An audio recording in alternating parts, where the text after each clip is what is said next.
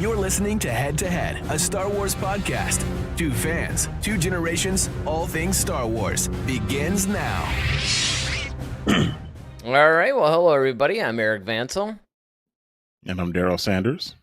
And, of course, we are your hosts for this show. We're back on a Friday night. We're still talking Star Wars, but that's going to actually change soon. In fact, we got a lot of big changes in store. But I should say right off the top of the show, if you like the show, if you end up thinking that this is a good episode and you think this is something you might want to do, hit that subscribe button. If you like the video, you like the show tonight, hit the like button. And, of course, if this is a community you might want to join, you're going to have a couple opportunities to do that. Now, of course, we have our Buy Me a Coffee program, which I'll probably start to get into a little bit more in depth on Monday's show. But if you look at the the link in the description below, you will see that there's a link that you guys can provide one-time support, or if you want to become a member, we have about 3 different price packages for that. So we appreciate any support you guys give us. We're also going to be starting a Discord channel pretty soon. So we have a Discord server that's up, and I'm working on it now, and I'll start to talk a little bit more about it when it's fully up and running, but understand that this is another way that I think would be a really good idea for us to be able to communicate directly with you guys. You know, we can keep it going off of the show, and of course it also, this is the biggest news of all, it allows you guys maybe to call in. So hopefully maybe we can actually, almost like it was a radio show or something, we can actually have you guys calling in and voice chatting through us through Discord. So it just is another way of bringing our community closer together and allowing for more immediate communication. But with that said, tonight's show, we are focusing on 9 changes from the characters that are going to be in Ahsoka. Their origins, of course, most of them. Some of them were in the Clone Wars. A lot of them were in Rebels. And so we're going to be dealing with the changes from animation in Rebels to live action in Ahsoka. Now, I'm going to tell you guys, like, right off the top. Okay, so we got this from ScreenRant.com. There's a few sites that we check all the time to get news or ideas from shows. And when we ran across this one, we thought, you know what, this might actually be kind of fun to do with all you guys and maybe get some of your opinions. I mean, a lot of this, honestly, is just going to be like hair color changes and, you know, just like little stupid stuff like that. But even though that's really what the Screen Rant article was talking about, we can actually go more in depth with these characters and start, being that we're actually Star Wars fans, right? We can start to maybe talk about things that we know that we're going to see that's different, and also things that maybe we'd like to see that's different, and maybe things that we would like to see not change at all about these characters. So, you know, with that, we could start to get into this. Now, of course, when you and I have been talking about Star Wars this whole time, especially when it came to even Ahsoka, you and I were both saying that it's inevitable that you're going to have some sort of change between animation and live action. So, as a fan, what are the kinds of expectations that you have when it comes to things like that? I mean, do you expect things to be pretty rock solid? Are you a little bit looser, like you don't mind somewhat loose interpretations of the characters? I mean, where do you land on the moving animation to live action? Yeah, I mean, when it comes to live animation to from animation live to animation. live Oh, animation. That'd be kind of cool, actually. I wouldn't mind seeing live animation.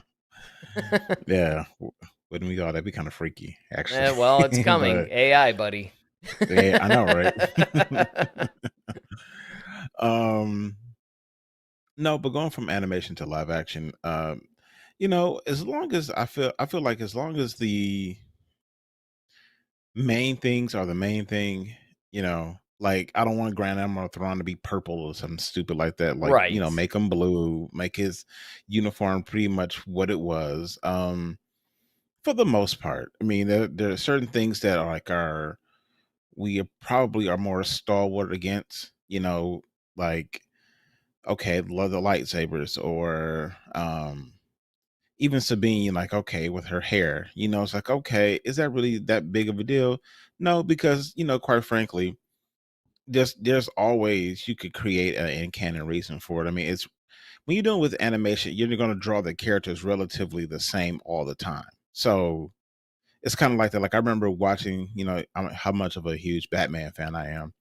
So in like the 92 Batman the animated series, like Bruce Wayne, whenever you saw him as Bruce Wayne, he always had that tan suit jacket. Like, no matter where he went, it was always the tan jacket.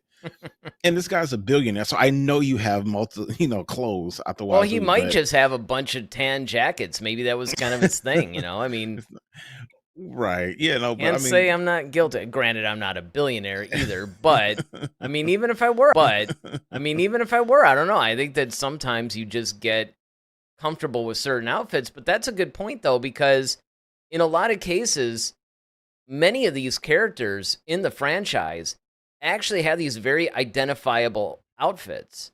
Some more so than others. mhm, Like when you talk about Han Solo, you had, of course, the the outfit that vest. we all know. Yeah, the vest, the black vest, white shirt, black pants thing. But then he also had his Hoth outfit. He had his Bespin outfit.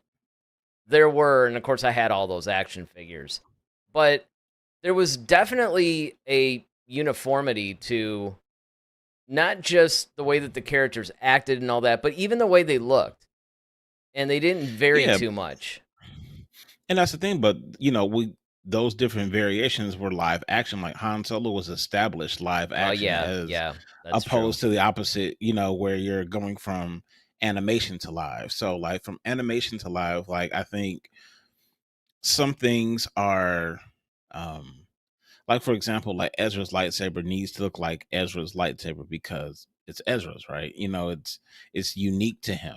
So that needs to remain intact. But I mean, if his hair is different, because we don't know how much time has really passed between Rebels and Ahsoka. I mean, obviously we know it's a Well, significant amount of time. kinda. I We mean, know we kind of know it's a significant amount of time. But what I'm saying is, his hair could change. He could have gone through. I mean, he doesn't have to look exactly the same all the time in live action. Is what I'm saying. It's because it's live action. You automatically allow for wardrobe and costume changes and things like that. He just has to look like Ezra, though. Like, it just yeah. has to look like, or make it believable. And that's the only thing. It's just, it has to be believable. Like we said with Sabine, we originally thought it was the was Sasha Banks. We thought the wrestler Sasha Banks was Right, originally from The going to play Mandalorian. Sabine. Yep. Yeah, and that wasn't the case. But this, I forgot her name, but she looks like Sabine, though. Like, she I very still much looks think like Sabine. she does, but I still think it would have been kind of cool if they had Sasha Banks playing Sabine in The Oh Mandalorian. yeah, That would it have been would've a been. nice crossover. But again, we do know the time period because Rebels, Rebels ends fairly close to Rogue One. They actually kind of overlap in a lot of Mm, ways. But yeah. you also have to remember that there's the epilogue. The epilogue ends pretty much right after episode 6. And Ahsoka picks up pretty much in the same time period as The Mandalorian. So you're looking at about 5-6 years in after Return of the Jedi. So you could safely say, and it's true, we don't know exactly. I mean, it could be like 7 years. But then again, if you look at the fact that Ahsoka overlaps The Mandalorian, it more or less keeps it within that time period. So there is Hmm. somewhat of a defined amount of time that has passed, but even still, that's still 5 or 6 years. I mean, and especially Yeah, because that's what I'm Ezra's saying. younger, you know. All right, so let's start to get into some of these things, some of these differences. Now, the number 9 difference that we're talking about here is that Sabine's armor is essentially different from the Rebels epilogue. Now, again, you're going to be hearing a lot about this epilogue. So if you did not see Rebels, first of all, I highly recommend that you go back and watch it, because I have a feel you could probably get away with not watching the Clone Wars, although you and I have talked a lot about how the Clone Wars is actually one of these central points in canon by which all of the Star Wars stuff that's coming out afterwards, whether it's comics, whether it's books, movies, TV shows, it all seems rooted pretty much in the Clone Wars, but I would also include Rebels in that as well. And Ahsoka is relying, I mean, Filoni himself, and we covered that a couple of weeks ago when we talked about Filoni and Ahsoka. And this is essentially serving as Rebels Season 5.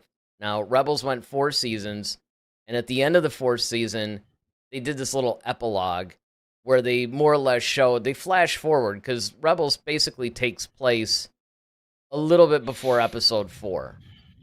And then they wanted to show, okay, here's where all our characters are now at the end of Episode 6. And this is going to pick up afterwards. So you're going to hear a lot about this epilogue. And this is the first thing, right? Is that Sabine's armor is different.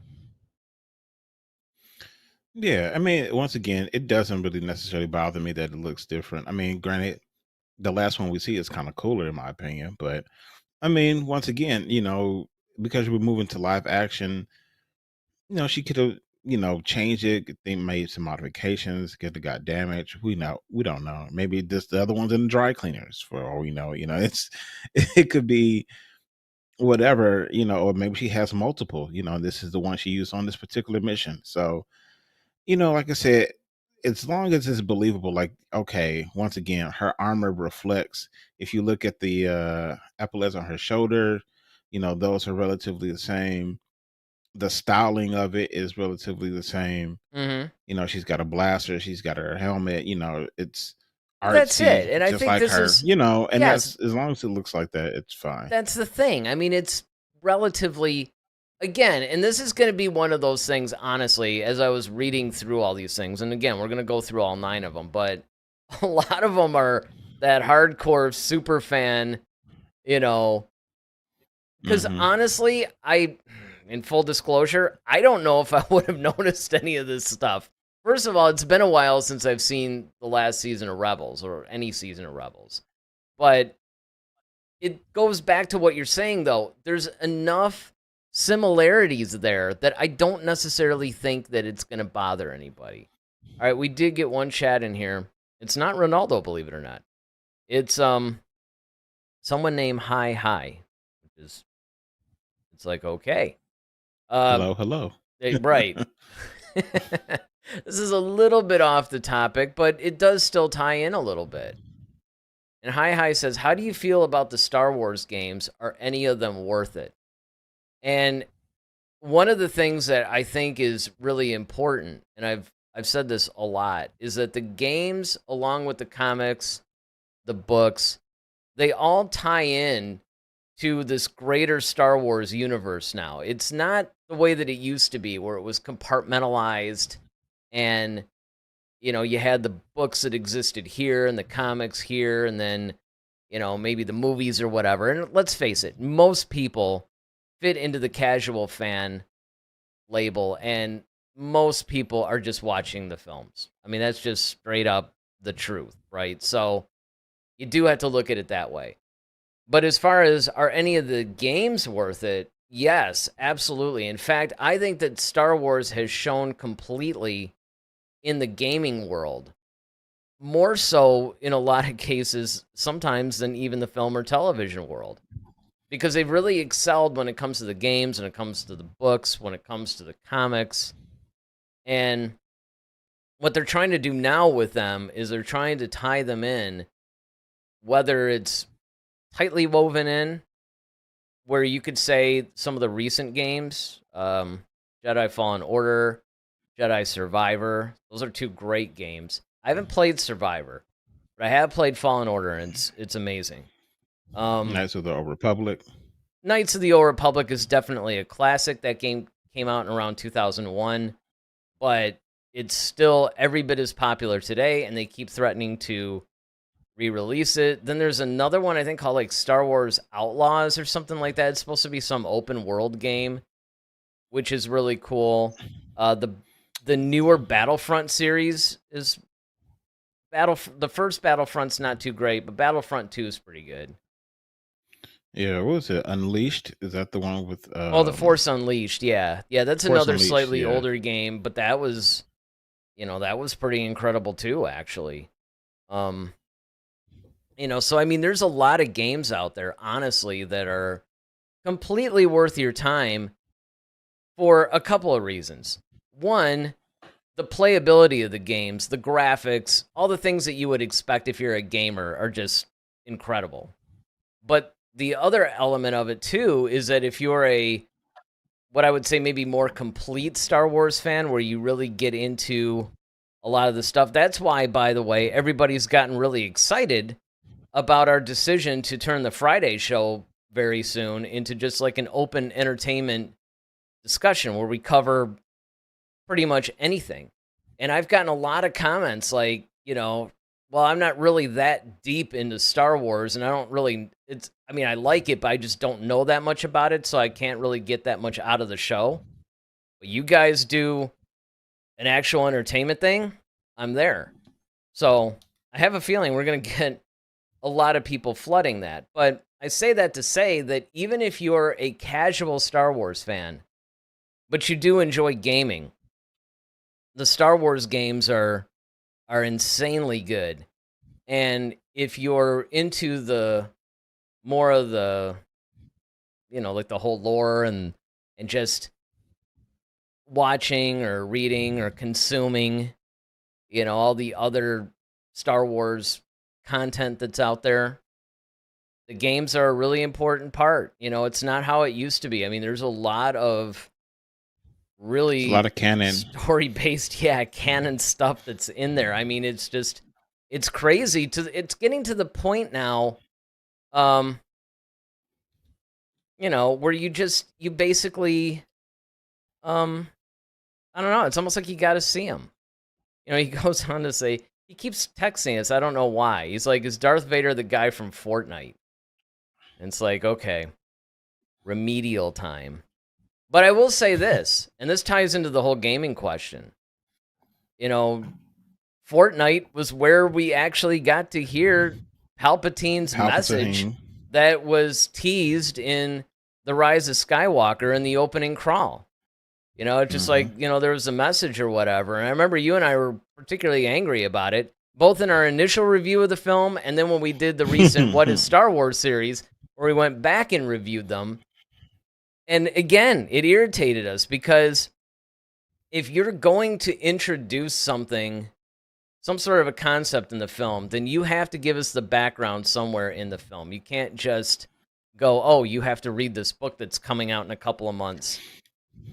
Now, that's a little bit different, I think, than when you're talking about actually just giving a little bit more insight, or maybe you're just filling in more gaps or something like this. But this was a really important thing. And I mean, to introduce that into Fortnite was that was more marketing and business than creative, I think. All right, so moving on with this list. So we had Sabine's armor. And, now we got Sabine's hair color. And you brought this up, actually. You said you're talking about Sabine's hair color, actually, that you didn't really care or whatever. Yeah, I mean, we're going to see, of course, we kind of saw it in the trailer, when she cuts her hair, and we kind of see, because even Ahsoka makes a, kind of like, oh, nice haircut. And, she does the whole, artistic thing with her hair, with putting all the different colors and stuff. So I'm sure we're going to see it. It's just a matter of when. Well, and again, we did see it. And this is another thing that I want to emphasize about the whole animation versus live action thing, because this entire conversation is going to be predicated on that.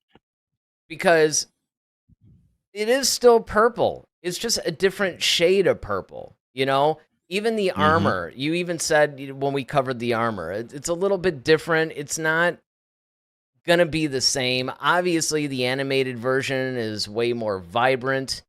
And sure, they could have made it that way probably, but I think that what they were trying to do was ground it a little bit. Make it a little bit Yeah, more realistic. yeah, exactly. And it's just those things where um you get the gist. I mean, of course, we know people as human beings. People change their hair, especially women who love to change their hair color all the time. They experiment with different shades. Sometimes it's a brighter purple, sometimes it's darker, Yep. sometimes they Yep. have it. It's one of those things. It's ever evolving, and that's really who Sabine is. Sabine doesn't always stick to one particular thing. She's kind of, I mean, that's part of her creativity. She's an artist, and so she's going to change things. She's going to do that. So as long as, like I said, as long as it reflects who she is at the core, and essentially how we know her. The thing is, when it comes to, I like in this conversation switching from animation to live action. It's almost kind of like music, right? This is like, okay, The do you album rather versus the listen the concert. album, exactly, the album versus the Hmm. concert? It's like, okay, when they play it live, it's like it's not going to sound exactly how it sounds on an album. However, you do recognize the song, and they may add little bits here and there um to spice up the song or what have you. So that's essentially what you get when you get live action versus animation. Well, and that High's next comment actually ties in with that. It's do you think Star Wars should stop with the animated shows? No, I think I love the animated shows. I mean, honestly, the animated shows are a great way to, with a low budget, to continue the stories. I mean, and that's what we've gotten. We've gotten so much depth, and we've gotten so much story on how things have happened and the evolution of certain characters in the Clone Wars and Rebels. We've seen the growth of Anakin. We've seen the growth of Ahsoka. We've seen the growth of Obi-Wan. We've seen Hmm. the growth of Mace. I mean, we've seen the growth of so many characters. We even see more stuff with Palpatine, just like look how conniving and shady he is, and just what really makes him the emperor. So it's not like just some things we've seen in the films, but now you can expand the lore of Star Wars without, you know, having with the studios, without having to put a big budget out with trying to get actors. I mean, at least live actors and all these sets and stuff. Everything is animated. So Well, here's um another thing you could do with animation mhm, that I think they're going to start getting into very quickly is now that you have AI that can duplicate the voices of a lot of these actors when they were younger, you could now make an animated series of here's Han, Luke, and Leia, you know, 5 years, like around the same time period, actually. Like, what were they doing? mhm, You can do yeah. almost like a Timothy Zahn, Heir to the Empire kind of thing. You can, I was about to say, yeah, you could actually do the Heir to the Empire trilogy now, because if you could yeah. just use all their voices, Mm-hmm. well, there you go. Yep. You just show it in animated form. Sure. And you got AI, and you don't have to worry about, I mean, as long as everybody agrees to license it, which they probably Hmm. would, then there's no reason why you can't do continuing adventures or maybe going back. Hey, let's do something else with Obi-Wan, maybe pre Phantom Menace or something. Well, now you can duplicate his voice from the Phantom Menace and go a little bit there. So I think there is still something that to be said for the animated shows. I think there's still an outlet, an itch that they definitely scratch for Star Wars fans that I don't think that they should totally move away from them. But I do understand technology being where it is, why it wouldn't be tempting to just, well, I would much rather have live shows, right? Because look, that's what we really wanted all these years, even when we were getting these animated series. It's like, oh man, imagine, wouldn't it be cool if they could do this live? You get like a live show, like when you were Hmm. watching Star Trek. It's like, wish I could do something like this with Star Wars. I wish we just weren't limited to films. And now you Hmm. can. Now they are. All right. Thrawn's lips. Like I told you guys, this is kind of, I mean, I was reading through this list. This is number 7. And obviously, again, you actually have a threefold thing here because obviously on the left, you have Lars Mikkelsen's portrayal of Thrawn live action. And on the right, you've got the Rebels version of Thrawn. But don't forget, you also had the book version of Thrawn. That not only do you have the description from within the pages of the novel, but you also have how he's drawn on the covers of a lot of these earlier books. So you really had this whole, with Thrawn, it's even more so. But again, and this goes back to something you said earlier in the show, where it's like, look, I just want blue skin, dark hair, red eyes. I want the uniform to be right. I want his mannerisms, his acting. I want all that stuff to be like Thrawn. It doesn't necessarily have to be, although you do actually have a better shot at it being like Rebels, because at least now you got the guy who voiced him. Mm-hmm. Absolutely. Once again, um, I always thought, going back to my Batman reference, I always thought the cool look about the animated series is when they actually drew Batman. He had the white eyes and his cowl, and it was kind of, well, we never got that in live action, Right. except for maybe that one moment in Batman versus Superman, but that was more like a helmet type thing. Yeah. But it was cool to kind of see them kind of try to do that. But quite frankly, it didn't matter. No. It didn't matter to me that he didn't look like the animated series Batman. So what? So the red lips thing. Well, even look at him. I mean, his nose is different too. I mean, how far do you really want to go with this, right? I mean, Yeah, that's true. And his cheekbones are more sunken in. I sure, mean, you really will have to, he kind of looks more like Peter Cushing, honestly. yeah, a Like a little blue bit. Peter Cushing. Yep. a blue Tarkin. Hey, blue Yeah, Tarkin, what's exactly. going on? Yeah, exactly. I know. It's and again, some of these things, look, when I was reading through this list, even though I thought, you know what, this would be fun, because again, I think that where this discussion can go, and guys, feel free to chat in, and give us your thoughts on this. But I think that it really just goes beyond what Screen Rant chose to put in this list, right? Because, I mean, they were obviously going for a lot of the cosmetic differences and things that maybe we've gotten used to in animation, and it might be a little bit jarring. Because wasn't there a thing even with Ahsoka, like her first appearance in season 2, episode 5, I think it was, of The Mandalorian, her like coup or whatever they call those Mm-hmm. little tail things. There was Mm-hmm. something about the length of them. Like they were still short or something, like in Clone Wars, No, they were but in Rebels they were they were longer. yeah, but then in the Mandalorian they were They got longer short too. again, weren't they? It was something like that Um, to where they go, oh, yeah, they were complaining about that. I they were remember. I complaining forgot what it about it. was, Yeah, and but it was people, so insignificant. it's again, it's people that are because look, I can understand with Ahsoka to a degree because this is a character that we've lived with since 2005. Think about that. We're in 2023 right now. Since 2005, we've lived with this character. She's actually one of the few characters we watch grow. So Mm-hmm. I think as Star Wars fans, there's an investment in Ahsoka that maybe might be missing from somebody except maybe like a Luke Skywalker or something, because we watched him grow too, actually. Yeah, but I think with Ahsoka and much like Thrawn, it's, once again, it's just, I think if you're so concerned about these little minute things like, oh, his lips aren't as red. I mean, he's not the Joker, so it doesn't have to be. That's not necessarily a Well, I get selling it point though. per I, se. I get it, because if you look at the way he looks on the right versus the way he looks on the left, there's a definite different vibe. It's almost like a different person. Whereas the way that he was drawn on the right is a little bit more the way he was drawn on the books, and I think that people might be Mhm. afraid of that lack of consistency, if that makes sense. Yeah, but once again, would you rather have that or somebody who doesn't portray him the way? See, at Right. least, and like I say, we got the same guy. Like Lars Mikkelsen does the voice on Rebels of Thrawn, so he's already familiar. He's just now physically actually portraying the character in live Mm-hmm. action, which is the best thing in the world because it's like great, now he can embody this character he's already been playing anyway. It's almost like if, was it Ashley Eckstein would have played Ahsoka.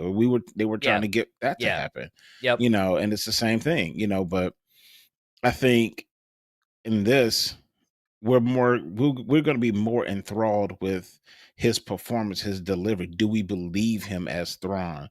Not more or less does he, his cheekbones aren't as high as Well, I mean, not Rebels, only that, but you bring up Ahsoka, right? And with Ahsoka, I think a lot of it was so. I mean, they were just trying to get it right so much that there was actually talk of having Rosario Dawson play the character in live action, but dubbing in her voice with Ashley Eckstein. Like they were going to do that at one point, but they wisely chose not to. Well, guess what? We're not done with Thrawn yet. No, we're not. His hair color is different too. This is great. I love this nitpicking that they're doing. This is so not who we would be. Like, we're not these guys. Like, if we were to make this list, it would look nothing like this. I mean, I'll be honest, with Thrawn, yeah, you could sort of see vast differences. And again, the other thing too, because the shot that's on the left, the Lars Mikkelsen playing him, I mean, that was like from one, like 10 frames or something in the trailer. We don't really know. This could just be the expression, the camera angle, the lighting. I mean, there could be some things that are influencing this particular shot of him that maybe in other... Because, I mean, when you saw that scene in the trailer where he was, his back was to the camera and he was walking, yeah, that was like Thrawn all day, man. That was... Yeah. Hold on, go back to the previous slide. You're gonna start getting this. His eyebrows are a little. Okay, so if we move, let's go back. Now, I don't know if they ever caught this, but this is like forensic. I like this. I know, right? It's like, yeah, can we blow this? Could you blow up the region next to? Now, if you want to really nitpick, and to me, this would be a big. Might as well. I mean, look, we're dealing with like hair color and eyeshadow, and like, oh look, his eyebrows a little crooked in animation, but look, I think the ship has sailed. We're already nitpicking. But to me, this isn't really nitpicky. This is a little bit more like necessary. Glaring. Yeah, that his ranking is different. Well, I mean, yeah, okay. So in the animated version, he's got some like yellow, but yeah, his shot is actually more correct, to be honest, in the live action, because if I remember the book covers correctly, and there's no guarantee that I do, so you all can totally feel free to correct me in the comments. I had a really great conversation on our last video with somebody, one of our viewers, and she's setting us straight on a bunch of different things that was really interesting, and it was a really nice discussion. So again, if you guys are watching this on the rebroadcast, or even if you're watching this live and you want to chat in, again, don't forget to hit the like button. The like button is very important to us. But also, feel free to comment. And if you guys find out some additional information, or maybe you have some differing opinion, or maybe you just want to agree with us and say, hey, go team, then feel free to put that in the comment section. And of course, you can still chat live with us. We're only like halfway through this list, actually. So, yes, I think that the live action version of Thrawn, the ranking is as it's depicted in the books. I think those are the same. I don't know what's up with this yellow and blue thing that's going on in the animated version. But you're right. See, why would they, like, if you're going to talk about lip color and, oh, look, there's a the thing that makes him a grand admiral. Right. That's what you want to focus on. It's like that's a little bit more important. It's like, the part in the hair is a little bit lower in animation. I mean, yes, this is the kind of thing that you would think, look, the ranking is somewhat of a big deal. I'm Yeah, just the thing saying. that makes him a Grand The Admiral. I thing mean, that for makes Christ's him a sake. Grand Admiral. I mean, I don't know. Maybe they both do. We don't. It's really odd that they would do that because I do have to say, though, that when you look at these things side by side, look at how many details they got right. Look at the That's what I'm triangles saying. on the On collar. the Look net at the collar. gold, Yeah. on the. I mean, it's a little bit The muted because it's a shoulders. darker scene, but on the shoulders, I mean, look, they were obviously Even paying attention. even the pockets for the little keys that they use within the Empire. I Like, know. I mean, they he's got it, got 4 of man. them. The little space That's what I'm pocket saying. protector. Yes, Yeah, absolutely. exactly.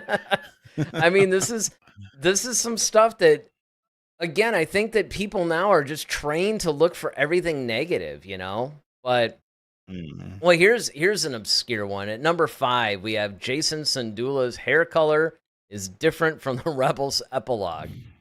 Now, it's like, okay. So Jason Syndulla, this is, and if you look at the way Jason's spelled, this is very much an homage to the old expanded universe, what is now called Mhm. Legends. This is like the Jason Jason Solo Solo. thing. So Mhm. in the sequel trilogy, they kind of did a little bit of that with Kylo Ren. Kylo Ren as Ben Solo is essentially the stand-in for Jason Solo. But here, they did the Jason Syndulla deal. Now, that's like Kanan's kid, right? If I remember correctly. I believe so.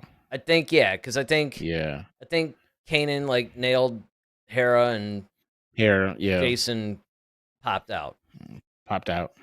But here's the Which thing is that I think amazing is that he funny. has It's like, the well, fact that he hasn't the Leiku. He doesn't have that or um no, it takes after well his dad, well she right? wait. A Yeah, I Jedi's guess semen, I that's guess. is strong. Yeah, exactly. His sperm is You just, But forced that one out. that notwithstanding, before this goes beyond the family friendliness of this show, I think I'm actually breaking one of my own Discord rules, honestly. But if you look too, what are they comparing this to? Is this like the Lego version? Exactly. That's what I'm saying. Like, I come on mean, now. Like, really? this is not even him in the movie. I mean, the No, in TV live show. action, they're actually showing the A epilogue Lego. of it versus, a Lego cartoon. I mean, I'm just newsflash. There are going to be very much differences between the characters in the Lego version. I'm just saying. I had this article pulled up. I got to see, what do they say? Yeah, okay, he's the son of Hera and Kanan. We established that. First appeared during the ending epilogue. We established that. What happened to Jason Syndulla after Star Wars Rebels is a mystery that Ahsoka can finally answer. Well, here's hoping. Interestingly, Jason, who is human and not Twi'lek, had green hair in Rebels. Well, that doesn't mean anything. However, in Ahsoka, Jason has brown hair. So I think what they're doing is they're trying to use the Lego version to show that he's going to have brown hair in there. Like, I don't know if he was in the trailer or not, actually, but I think that that's what they're doing. That maybe because they know the actor that play, I don't know. But either Ahsoka is retconning Jason Syndulla's Rebels look, or Sabine dyed Jason's hair green at some point. I mean, here's my thing, though. Is that really beyond, oh, wow. Conception? I don't know, I might be still thinking about Kanan and Hera here. Well, yeah, when you say conception, yeah, I guess. Yeah, oh, But Peter Griffin's here. Hey, Peter Griffin's here. Yeah, we got to get some of these in here.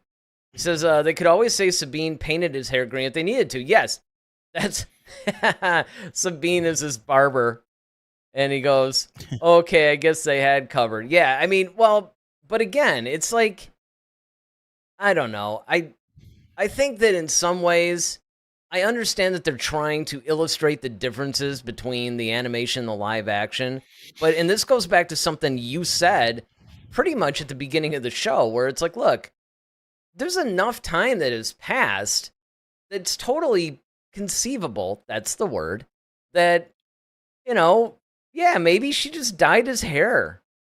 yeah, maybe he grew up. Maybe that was like a little kid phase or whatever.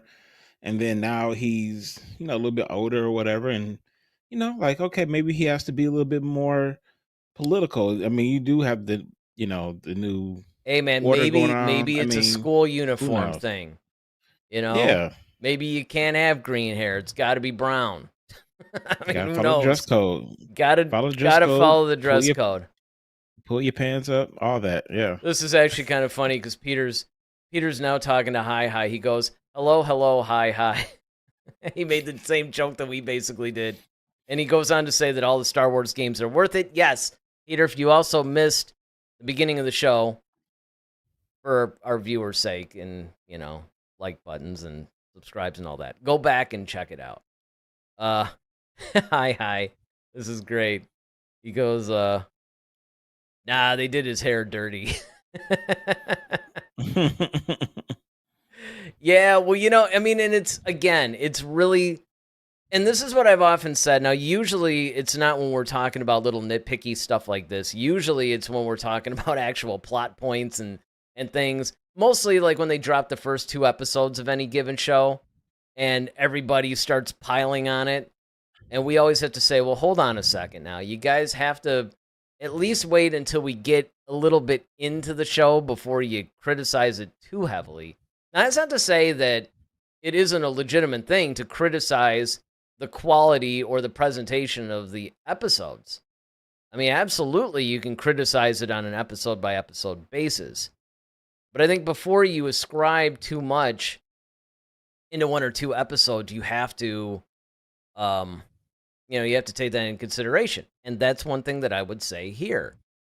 We really don't know the context of this, honestly. Oh, Hi basically said, even the Lego Star Wars games? Yeah, I would say the Lego Star Wars games. I haven't now, admittedly, I haven't played too many of them. I'm not sitting there like clamoring going, oh man, I can't wait till that new. But I do like the Lego Star Wars specials though, like the animated Lego stuff. I think that's awesome. Yeah, so I mean, I get it, but I don't necessarily think that it's a deal breaker. I'm kind of with you on that one. It's like, look, let's just take our feet out the pedal here and just wait until we see the context of this. All right, so what number was this one? This was number 5, so number 4. Now, this is it's gonna remind you guys it's a little bit of a Lord of the Rings reference here, but we see that Ahsoka the White is missing. And this very much is like a Lord of the Rings kind of deal, right? Where you had like Gandalf the Grey. Man, these chats are killing me. Chad, you're gonna drive Daryl to drink. He says, "Can we talk visions?" Oh no! Hi says yes. Let's talk vision. That's over. Thank you. Oh man, I can't stop laughing at this. You guys are killing me with this stuff. This is just crazy. Trust me. I just maybe let me just take this point to say. I mean, not to sound desperate or like I'm trying to prostitute us here, but our viewer count is a little bit higher than our like count. I'd like to fix that. But here we go. This is actually a plot point that I do wonder, number 1, what it was all about. And number 2, are they going to address it? Because Ahsoka did do this, like, transformative thing, when she had the whole white robe and all that stuff. I don't actually remember the entire backstory of that. Do you?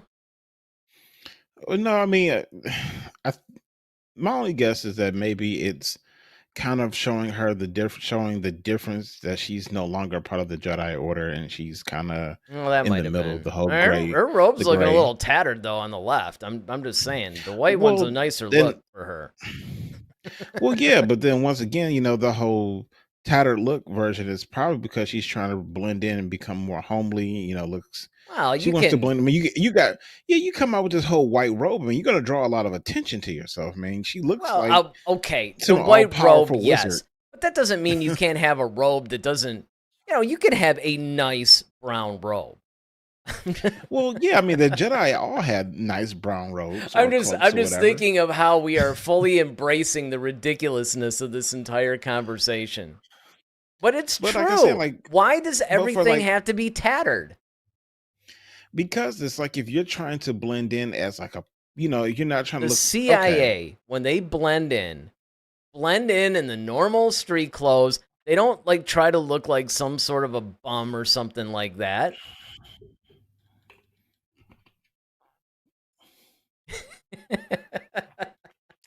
I'll say this, like, This is okay, just something that's always bothered me about this. It's like a plot device. I mean, I get but it. look at it. Okay, look, think about it. When you look at the Jedi, all their David's here, robes by are the way. relatively nice. You look at Obi-Wan's robe is all nice, little cashmere to him. You don't want to break out the Ralph Lauren, robe. You got to break out, the Family Dollar one because listen, Okay, there's a difference between the Family Dollar one and the Family Dollar one that like the dog chewed up, and now you're gonna go out and wear it. yes, because you're unassuming. If you look like a bum, no one's going to pay you any attention. That's the point. You're trying to find if you're trying to fly I under the know. radar, and you don't want to draw attention to yourself. I Walking honestly around in think that nice you draw robes. more attention. If you just look like everybody else, that's not gonna draw attention. If your stuff is like too messed up, that's actually gonna draw attention the other way. All right, let me get to some of these chats before we continue arguing about wardrobe choices. Uh, David says, "Hello, gentlemen. Ahsoka looks like her drawn character. She needs no visual changes." I would agree. She's probably one of the few. He reiterates, "Visions is trash."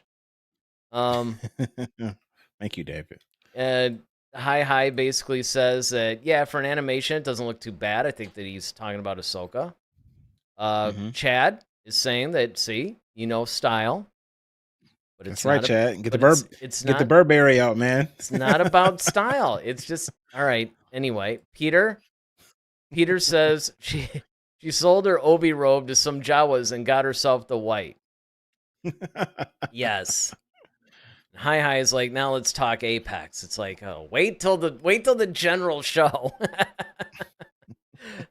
But yeah, I mean, I guess I understand that all they're trying to do is just reinforce the point. And look, I get that. It's a plot device that they use in a lot of different movies, television shows, animation, Mhm. whatever. I just think that it's getting a little bit, a little bit tiresome in some ways. But let me just see real quick what this article says about it. Yeah, because that's right. So when she returned from the world between worlds, that's when she kind of had that whole thing going, and she was wearing a white cloak and carrying. It's a typo. It says carrying a stiff. I hope not. Inspired by Gandalf's return as Gandalf the White. However, what appears to be Ahsoka's version of the Rebels epilogue, Ahsoka is wearing a gray cloak. This might not be the exact same moment. And again, I think that that's another thing that we all have to look at here when we're talking about this, is that we Mhm. don't really know where all this is going to be. We don't have context. Yeah. Oh my goodness. Chad says Yellowstone needs to be a general show topic. Just to get off topic onto the general show topic for a second. When I do get this Discord up and running and you all are a part of it, and we're going to need to, get you all in the YouTube subscribers thing, and a few of you even in the Jedi Masters who have supported us with the $25 a month package. But when I get you guys all into that, for the general show, we really got to figure this out, because now it's almost the opposite problem, right? There's a 500,000 different things that we could start out with. And keep in mind, I mean, we'll get to stuff eventually, but, it's a weekly live show. So you're going to have to definitely help us figure it out. And you guys can help us figure it out because we do want to do something that you'll actually watch. So there is that. Peter Griffin goes on to say, it would be strange for Ahsoka, as she was fighting Vader, Ezra aged. She was like, you got taller, Says, not sure how much time has passed for the rest. Well, as I said in the beginning of the show, we actually do approximately know how much time, right? Because that epilogue hit around the end or so of Episode 6. episode 6. Thank you. I was starting to read these chats here. It's turning into the Chad feed again. But Oh, I but had to. Sorry. oh, for Pete's sake. Oh, nice. I know you got to give me credit for that. Sorry guys, we're doing a bunch of inside jokes here. Chad said 6-hour podcast. Hey, we were pushing 4 for a little while. Of course, Hi says 100-hour. I'll tell you what.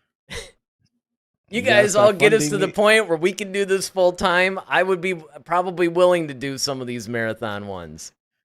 And then Peter Griffin says, I'm talking the time Ahsoka was fighting Vader and when Ezra went back in time to save her. Well, that actually happened. Ooh, was that season 4 or 3? What season was that? I want to say 3. Yeah, it might have been 3. That's when Maul was around and they went to that whole Sith temple and. Well, and the other thing about that too is because I'm not entirely sure when you look at the Rebels series how much time passes between each season. I don't know if it's consistent. I don't know if it jumps around. I'm not actually sure. We'll have to check this out. Okay, now here's another one. In the number 3 spot. The number 3 spot, we have Hera's jacket. All right. So the idea about Hera's jacket, and of course I'm sure we're gonna make some Jackie Chan Karate Kid, pick up the jacket. But it never actually appeared in Rebels. Now, this one to me, even though I get it, there's some consistency things going, right? We all get used to certain outfits that some of our favorite characters have. But at the same time, she can't have just purchased a jacket at some point? Maybe she got sick of being cold. Maybe she's in a colder environment. Yeah, exactly. She wants to. It does look like that. Like, I know. A little bit of a Maverick thing going there. Hey, look, the other thing. She's always flying into the danger zone. You never know. I mean, right.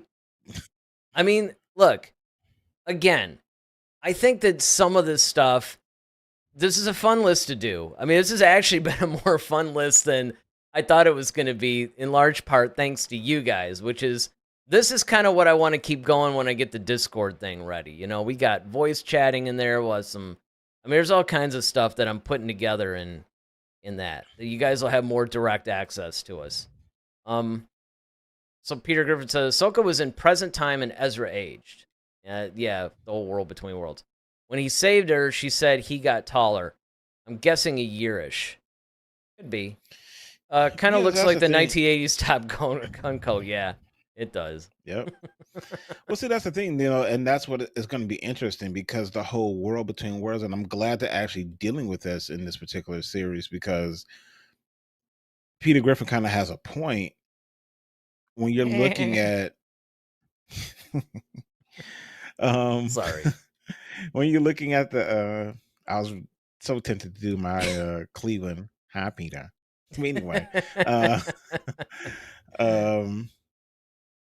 when you look at the world between worlds, though, like that's a very significant thing because you're jumping time. You're jumping across time, almost like a Doctor Strange multiverse type of thing. So that's going to be very interesting as far as what Peter is saying, as far as playing or dealing with age, because in one dimension, era, world, or whatever the case may be, Ezra is older or he grew, you know what I mean? So it's really going to be interesting how they're going to kind of address all that. No, I agree. And then, of course, Chad says, Daryl dropping a Top Gun reference is a hint to the general show topics. We are indeed in the danger zone. But yeah, no, you do have a point because there's so much that the world between worlds actually opens up. And I don't know how much they're going to deal with that in Ahsoka. I mean, we know that they're going to do something, but we don't know how much that's going to play into it. Because again, much like in the Boba Fett series, where they went back and explained how he got out of the Sarlacc pit, it really makes me think that, look, in a way, I agree with what some of you guys were saying. I don't know, it was one of the last couple of shows that we did where somebody chatted in like, look, they have got to tell us what happened with Ahsoka. Because when last we saw her, she barely beat Vader, and then she became this owl creature or whatever it was. Mm-hmm. And, we didn't even know whether she was alive or dead. And then she just sort of shows up, and, yeah, I mean, it was just kind of a really open-ended kind of thing, Yeah, Lucy, you got some splaining to do. much splaining to do. All right, number 2. Again, I almost feel like I should be apologizing for this. But here comes, everybody get your nitpicking alerts out, because now we're dealing with Hera's flight cap. It's different. I know, it's I mean, I was reading this, so I got to see what they say about it, because obviously ScreenRant.com, they actually did these little write-ups underneath. Like, okay, really? Who is the person that actually came up with this list, and why? There are so many different things, as we've all been talking about on this show, that you can point out that are meaningful, plot specific, that kind of thing, instead of flight caps and hair color and lips are a little different, and foot lockers. So it says Hera's flight cap is similar to the one she wore in the Rebels epilogue, but it's not the same one. In her final Star Wars Rebels scene, Hera's wearing a brown flight cap that has a large orange stripe in the middle of it. Wow, this is just crazy. In Ahsoka, ready for it? There's no orange stripe. Ooh. Oh, the flying goggle size is also different. Shorter in live action compared to Rebels. That said, Hera has used more than one flight cap. Who? It says like once flight caps and got. Nothing against Screen Rant. Again, we do get a lot of really good stories from these guys, but somebody needs to proofread their website. I'm just saying, this is kind of sad, and it's ruining the show because I'm trying to read poor grammar here and not sound like it's me. So in Star Wars canon, so this change is far from being a retcon like Jason Syndulla's hair. Really? You're calling Jason Syndulla's hair a retcon? Please. It's a bottle of hair dye, man. I wouldn't really call it a retcon. Now, if they had made Thrawn's skin red and his eyes blue, that's a retcon. This is not a retcon. And then, of course, as you can see, Peter Griffin basically guessed it. I mean, it's almost like one of those Where's Waldo things. It's missing the yellow stripe, I guess.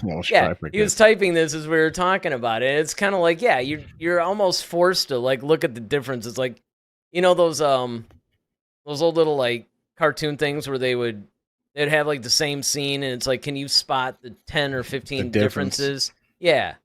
Mm-hmm. That's pretty much what this is. Only more ridiculous, in my opinion. All right, so let's see. What's the number one thing? What do you think actually, I can't say it. You already know. I forgot I sent you the PowerPoint. It's like, it wouldn't be fair, really, if you were to guess this. All right, so the number one thing is Ezra's hair color. Now, I'm looking at these two shots. Maybe it's my rapidly aging eyes. I mean, I don't really see that significant of a difference. So it says, so far, only images of Ezra Bridger and Ahsoka are from the holo message that Sabine is watching. And of course, it goes on to talk about, we don't really know how big of a role that Ezra's going to play in this. Maybe he just pops up every once in a while to move the story along. We really don't know. But he said, Ezra's hair in live action is completely dark, whereas Ezra's hair in Rebels had a bluish tone, especially in seasons 1 and 2. And that's another thing I was going to actually point out, and I want to get your thoughts on this too. It's like, look, there were changes in his hair, if we're dealing with this specifically, versus seasons in Rebels, like in the same show, like not animation to live action, but like animation, like seasons 1 and 2 versus 3 and 4, when Ezra kind of cut his hair and, you know, did that whole thing. I mean, they're not pointing that out. Well, I mean, like I said, it stands to reason. Like, it's conceivable that, you know, things have changed over time. I mean, you know, the last we saw Ezra, you know, it was like at the end of Rebels, which was before Rogue One. Yeah. That's the last time we saw him. That's a long time. Because now you got Rogue One, Episode 4, 5, and 6. And then now we're in that little space between, you know, 6 and the Mandalorian. So that's a long time. I mean, I'm surprised his hair isn't, you know, like he doesn't have dreadlocks or something I don't stupid. think so. He doesn't have some. See, but that's the thing. I don't think that that's where we are. I don't know if that, because in between 6 and the Mandalorian, and I don't know if we've ever really gotten confirmation of this, whether or not it takes place slightly before. It seems like it overlaps because she's talking about, or it could be something that you brought up, I don't know, within the last couple of months or something. You said it's possible because maybe they do some flashbacks. We know Hayden Christensen is in it as Anakin.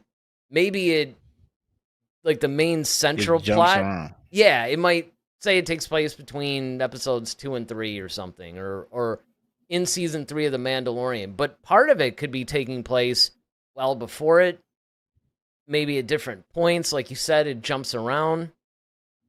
I honestly, I hope that's not the case. Chad, as soon as it pops in, because he was, come on, pop in, chat. There it comes. Well, it's like the server's slow today. Chad says, hot take, Rogue One was the best Disney Star Wars movie. Yeah, I think we would both agree with that. I mean, we've said that. Actually, when we reviewed Rogue One, back when we did our whole What is Star Wars series, which if you guys missed it, it's on the channel. You know, just look at one of the playlists or something. It's What is Star Wars, where we actually went into what Star Wars is all about. We actually had the first episode for that, basically outlining Lucas's vision and some of the influences that make up what Star Wars is. And then we went through and we actually reviewed all the movies, including Rogue One and Solo. And yeah, I think we actually said, even during that review, that this is probably, maybe not even probably about it, hands down, this is the best of the Disney Star Wars films. And if you guys also missed it, not to keep plugging our content, but wouldn't really be doing my job if I didn't do that, right? So one of the things that you guys can also go back and check out is, like a couple of weeks ago or whatever, it's one of our recent videos. We actually did the top 5 directors who we think could save Star Wars. Each of us, so it's like 10, because I think we only overlap 1. So there's basically like 9 different directors or something that Daryl and I thought, if they give this person the job, or these people the job, they could probably take Star Wars where it needs to go. But until then, Rogue One with Gareth Edwards, and ironically enough, he didn't make either one of our lists. Neither did Tony Gilroy, who actually did Andor. Our apologies ahead of time to David. And also did a lot of stuff. Got some dissent. Peter Griffin disagrees. Didn't hate Rogue One or Andor, but I put both below the sequels. Wow. Ooh. Oh, okay. Man. All right, you know. Everyone's entitled to their own opinion. Yeah, this is where you start. Exactly. You know, I would love to hear the rationale behind that. It's probably for a different show for a different day, but I would love to hear that. But yeah, well, he does go on to say, if there aren't any sabers and force, I call them Star Trekers. So see, that does somewhat define it, right? Because that's the one thing that really does define a certain type of fan. Because what's the old saying? You either like the lore or the war, or Mm-hmm. a variation or like combination. So some people, yes, if it's missing lightsabers and Jedi and Sith, although there was that cool Darth Vader scene though at the end, just saying, Awesome. probably one of the greatest Vader film moments. I mean, Yes. you know, there is that. But I do understand. That's the one thing that Rogue One to a large degree and or to an even greater degree have in common is that they focus a little bit more on the war part of it, pretty much like from the viewpoint of the galaxy, not so much the macro, but a little bit of the micro. So, yeah, I mean, and look, that's the beautiful thing about film is that everything lands differently for different people, and that's why it's such a fun thing to discuss. Mm-hmm. But now, what were you going to say? Absolutely. Oh, I was just going back to the hair thing with Ezra. I just think that, Well, absolutely. I just think that, Let's go back to the hair thing with Ezra. With Ezra, I just think that,